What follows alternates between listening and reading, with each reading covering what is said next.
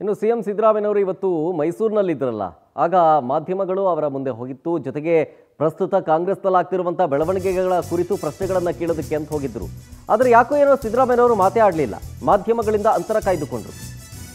ನೆನೆಯಷ್ಟೇ ಅಧಿಕಾರ ಹಂಚಿಕೆಗಳ ಪ್ರಶ್ನೆಗಳನ್ನು ಮಾಧ್ಯಮಗಳು ಕೇಳಿದ್ದರಿಂದ ಸಿಎಂ ಗರಂ ಆಗಿದ್ದಾರಂತೆ. ಇದೇ ವಿಚಾರಕ್ಕೆ ಇವತ್ತು ಮಾತನಾಡದೇನೆ ಹೋಗಿದ್ದಾರೆ ಸಿದ್ದರಾಮಯ್ಯನವರು. ಮೈಸೂರಿನ ಮನೆಯ ಬಳಿ ಜನರ ಮನವಿಯನ್ನು ಸ್ವೀಕರಿಸಿ ಸಿದ್ದರಾಮಯ್ಯನವರು ಹಾಗೆ ಹೋದರು.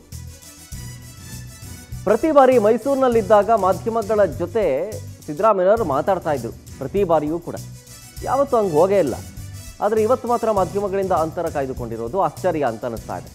ಅಧಿಕಾರ ಹಂಚಿಕೆ ಬಗ್ಗೆ ಪ್ರಶ್ನೆ ಕೇಳಿದ್ರಿಂದ ಏನಾದರೂ ಸಿದ್ದರಾಮಯ್ಯನವರು ಬೇಸರ ಮಾಡಿಕೊಂಡ್ರ ಗೊತ್ತಿಲ್ಲ. ಬಟ್ ಯಾವತ್ತೂ ಹಿಂಗೆ ಆಗಿರಲಿಲ್ಲ. ಮೈಸೂರಿನಲ್ಲಿ ಹೋದಂಥ ಸಂದರ್ಭದಲ್ಲಿ ನಮ್ಮ ಮೈಸೂರು ಪ್ರತಿನಿಧಿಗಳು, ಮೈಸೂರಿನ ಡಿಸ್ಟ್ರಿಕ್ನಲ್ಲಿರುವಂಥ ಕ್ಯಾಮರಾಮ್ಯಾನ್ಗಳು ಅವ್ರ ಮನೆ ಬಳಿ ಹೋದಂಥ ಸಂದರ್ಭದಲ್ಲಿ ಮಾತಾಡಿಸ್ತಾರೆ, ಕೇಳಿದ ಪ್ರಶ್ನೆಗಳಿಗೆ ಉತ್ತರ ಕೊಡ್ತಾರೆ. ಆದರೆ ಯಾವತ್ತೂ ಹಿಂಗೆ ಹಾಗೆ ಹೋಗಿರಲಿಲ್ಲ, ಮಾತಾಡದೆ ಹಾಗೆ ಹೋಗಿರಲಿಲ್ಲ. ಆದರೆ ಇವತ್ತು ನೋಡಿ, ಇದು ಮೈಸೂರಿನ ನಿವಾಸದ ಮುಂದೆ, ಸಿದ್ದರಾಮಯ್ಯನವರ ನಿವಾಸದ ಮುಂದೆ ಇದು ಜನರ ಮನವಿಯನ್ನು ಸ್ವೀಕರಿಸಿದ್ದಾರೆ, ಹಾಗೆ ಹೋಗಿದ್ದಾರೆ. ಮಾಧ್ಯಮಗಳಿಂದ ಅಂತರ ಕಾಯ್ದುಕೊಂಡ್ರ ಅಂತ.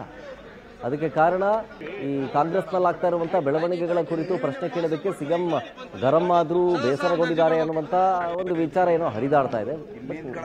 ಗೊತ್ತಿಲ್ಲ.